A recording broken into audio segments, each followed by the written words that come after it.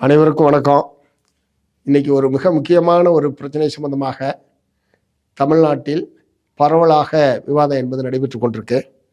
குறிப்பாக கல்லூரி கல்வி ஆணையர் அவர்கள் அனைத்து கலை பண்பாட்டு கல்லூரிகளுக்கும் அனுப்பிய ஒரு சுற்றறிக்கை என்பது அரசியல் தளத்திலேயும் பல்வேறு மாணவர்கள் மத்தியிலேயும் ஒரு மிகப்பெரிய விவாத பொருளாக மாறியிருக்கு. அதில் குறிப்பாக இடதுசாரி மாணவர் இளைஞர் அமைப்புகள், அதே மாதிரி காக்ரோச் ஜனதா பார்ட்டி, இவர்கள் நடத்தக்கூடிய போராட்டங்களில் மாணவர்கள் கலந்து கொள்ளக்கூடாது. இதை கல்லூரி நிர்வாகம், பள்ளி நிர்வாகம், காவல்துறை இவங்க எல்லாரும் ஒருங்கிணைந்து கண்காணிக்க வேண்டும் என்கிற முறையில் ஒரு சுற்றறிக்கை என்பது வெளியிட்டது என்பதுதான் இத்தகைய விவாதத்துக்கு மிக முக்கியமான காரணம். நான் என்ன கேட்க விரும்புகிறேன், போராடுகிற உரிமையை இந்திய அரசியல் சாசனம் இந்திய நாட்டு மக்களுக்கு வழங்கியிருக்கு. இந்திய நாட்டு மக்களுடைய ஒரு அங்கம் என்கிற முறையில் மாணவர்களும் அதற்குள் உட்பட்டவர்கள் தான். மாணவர்கள் தங்களுடைய கல்வி உரிமைக்காகவும் கல்வித்துறையில் ஏற்பட்டிருக்கக்கூடிய ஊழல், மோசடி, முளமாரித்தனம் சகலத்துக்கு எதிராக போராட வேண்டியது அவர்களுடைய கடமை. அந்த வகையில் நாடு முழுவதும் பல்வேறு காலகட்டங்களிலும் மாணவர்கள் போராடி கொண்டிருக்கிறார்கள். விடுதலை போராட்ட காலத்திலும் கல்லூரி பள்ளியை விட்டு வெளியே வர வேண்டும் என்று மகாத்மா காந்தி அவர்கள் அறைகள் விட்டு தங்களுடைய படிப்பை துறந்து தேசத்தினுடைய விடுதலைக்காக மாணவர்கள் போராடிய வரலாறு கொண்டது இந்தியா. அத்தகைய சூழ்நிலையில் இன்றைக்கு போராட்டத்துக்கு செல்லக்கூடிய மாணவர்களை கண்காணிக்க வேண்டும் என்கிற முறையில் தமிழ்நாடு அரசாங்கம் தலைமைச் செயலாளர் தலைமையில் நடைபெற்ற சட்ட ஒழுங்கு கூட்டத்தில் இது பற்றி விவாதிக்கப்பட்டு அதனுடைய தொடர்ச்சியாகத்தான் இத்தகைய ஒரு சுற்றறிக்கை என்பது வெளியிடப்பட்டிருக்கிறது. இன்றைக்கு தமிழ்நாடு சட்டமன்றத்தில் அது சம்பந்தமாக விவாதம் நடைபெற்ற போது பொருத்தமில்லாத சில வார்த்தைகள் அதில் இடம்பெற்று விட்டது, தேவையற்ற சில வார்த்தைகள் இடம்பெற்று விட்டது என்கிற முறையில் உயர்கல்வித்துறை அமைச்சர் சொல்லியிருப்பது என்பது கடுகளவும் ஏற்க முடியாத ஒரு விஷயம். எத்தனையோ நாட்டில் பிஜேபியினுடைய மாணவர் அமைப்பு இருக்கு, திமுக மாணவர் அமைப்பு இருக்கு, அதிமுக மாணவர் அமைப்பு இருக்கு, இதையெல்லாம் மாணவர் காங்கிரஸுடைய மாணவர் அமைப்பு இருக்கு.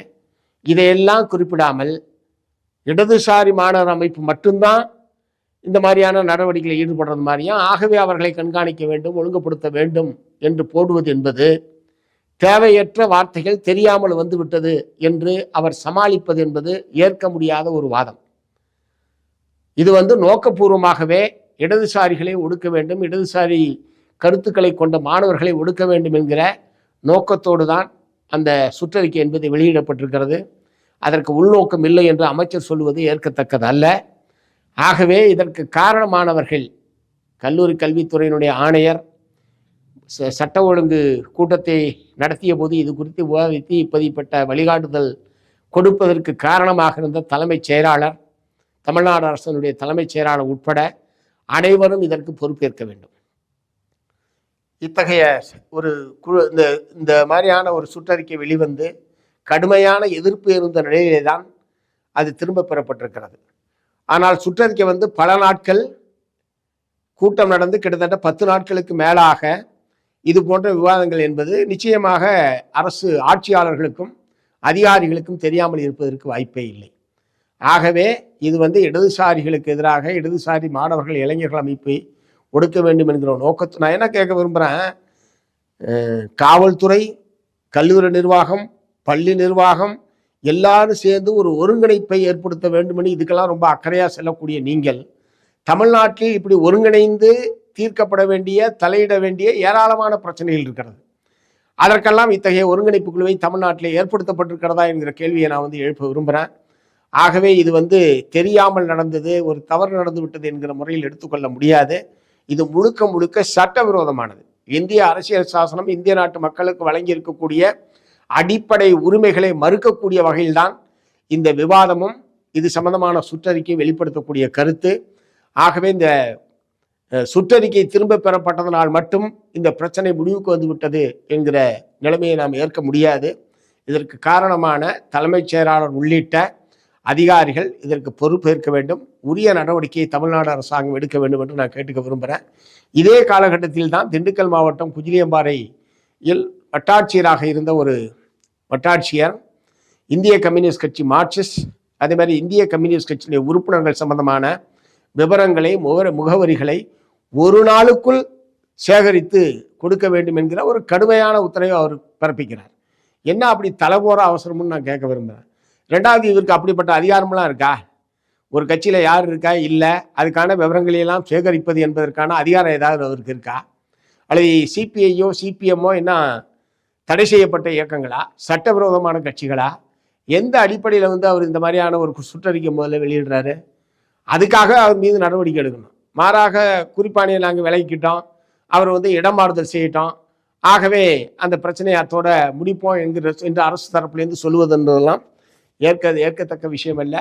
அவர் இப்படிப்பட்ட ஒரு குறிப்பாணையை வெளியிடுகிறார் என்றால் அதை பற்றிய விளைவுகளை தெரியாமல் ஒரு வட்டாட்சியர் வெளியிட்டார் என்பதெல்லாம் ஏற்க முடியாது. இன்னொன்று, வட்டாட்சியர் வெளியிட்டது ஏதோ அவருக்கு கீழே இருக்கிற விஓ ஆர்ஐ அவங்களுக்கு மட்டும் வெளியில்லை. அவர் மாவட்ட ஆட்சித்தலைவருக்கு அனுப்புகிறாரு, பழனி கோட்டாட்சி தலைவருக்கு அனுப்புகிறாரு. அப்படின்னா மேலே இருக்கிற அதிகாரிகளுக்கு அனுப்புகிறார் என்று சொன்னால் அவர் முறையான ஒரு நடவடிக்கை என்கிற உணர்வோடு தான் தெரிந்தே இந்த காரியத்தை அவர் செய்திருக்கிறார். அப்படின்னா இப்படி ஒன்று வந்திருக்கிறது தப்புன்னு தெரிஞ்சிருந்தா மாவட்ட ஆட்சித்தலைவர் உடனடியாக அதை திரும்ப பெற்றிருக்கலாம், உடனடியாக அவர் மேல் நடவடிக்கை எடுத்திருக்கலாம். கோட்டாட்சியருக்கு போனோன்னா அவர் தலையிட்டு நடவடிக்கை எடுத்திருக்கலாம். இவருக்கு மேலே இருக்கிற அதிகாரிகள் யாருமே இப்படி ஒரு சட்டவிரோதமான காரியத்தை வட்டாட்சியர் செய்திருக்கிறார், நாம தான் அதுக்கு பொறுப்பாக வேண்டி வரும் என்கிற முறையில் தலையீடே செய்யவில்லை. இந்த குறிப்பாணை என்பது வெளிவந்து எங்களை போன்றவர்களெல்லாம் இதை வெளிப்படுத்தி எங்களுடைய பாராளுமன்ற உறுப்பினர், திண்டுக்கல் பாராளுமன்ற உறுப்பினர் தோழர் சச்சிதானந்தன் அவர்கள் கடுமையான கண்டனத்தை தெரிவித்த பிறகு, எங்களை போன்றவர்கள் அரசினுடைய கவனத்தை கொண்டு சென்ற பிறகுதான் இதன் மீது மாவட்ட ஆட்சியர் நடவடிக்கை எடுத்திருக்காரே தவிர தானாக முன்வந்து அவர்கள் நடவடிக்கை எடுக்கவில்லை. இரண்டாவது, இடமாறுதல் என்பது அது கூட இதற்காக இடமாறுதல் என்கிற முறையில் கூட அதில் குறிப்பிடப்படலை. மாறாக அவருக்கு ட்ரைனிங் முடிஞ்சு போச்சு, ஆகவே நீங்கள் மீண்டும் சென்னைக்கு போங்க, இப்படிதான் மாவட்ட ஆட்சியருடைய உத்தரவு இருக்கிறது என்று சொன்னால் எவ்வளவு அலட்சியமாகவும் எவ்வளவு அலட்சியமான முறையில் இந்த பிரச்சனையை அதிகாரிகள் கையாண்டு கொண்டிருக்கிறார்கள் என்பதற்கு இது ஒரு எடுத்துக்காட்டு. ஆகவே இப்படி ஒரு தேசிய கட்சியை, அங்கீகரிக்கப்பட்ட ஒரு அரசியல் கட்சியை பற்றி அதனுடைய உறுப்பினர்கள் சம்பந்தமான விவரங்களை சேகரிப்பது என்கிற சட்டவிரோதமான நடவடிக்கைக்கு உத்தரவு வெளியிட்ட குஜிலியம்பாறை வட்டாட்சியர் மீது சட்டப்படியான நடவடிக்கை எடுக்க வேண்டும். இந்த இடமாறுதல் என்பதை ஒரு தண்டனையாக ஏற்க முடியாது. ஆகவே வருவாய்த்துறை, நான் என்ன கேட்க விரும்புகிறேன், இது எல்லாத்தையும் இணைச்சு பார்த்தா அதிகாரிகள் ஆட்சியாளர்களுடைய, அமைச்சர்கள், முதலமைச்சர் உள்ளிட்டவர்களுடைய கட்டுப்பாட்டில் தான் இருக்கிறார்களா, அல்லது அதிகாரிகள் பூரா தானடித்த மூப்பாக இஷ்டத்துக்கு அவங்க பண்ண செயல்பட்டு இருக்கிறாங்க என்கிற கேள்வியை தமிழ்நாட்டு மக்கள் மத்தியில் எழுப்பியிருக்கிறார். ஆகவே அதிகாரிகள் என்ன தவறு செய்தாலும், என்ன நல்லது செய்தாலும், கெட்டது செய்தாலும் அது அரசுக்குத்தான் வந்து சேரும். ஆகவே இதிலே ஆட்சி பொறுப்பில் இருக்கக்கூடிய முதலமைச்சர் விஜய் உள்ளிட்ட அமைச்சர்கள் இது போன்ற விஷயங்களில் அதிகாரிகளுடைய இத்தகைய நடவடிக்கைகளை கட்டுப்படுத்துவது, இத்தகைய நடவடிக்கைகளை ஒழுங்குபடுத்துவது, சரியான திசை வழியில் நிர்வாகத்தை கொண்டு செல்வதற்கான முறையில் முதலமைச்சர் உள்ளிட்டவர்கள் உரிய கவனம் செலுத்த வேண்டும் என்று மார்க்சிஸ்ட் கம்யூனிஸ்ட் கட்சியின் சார்பில் கேட்டுக்கொள்கிறேன்.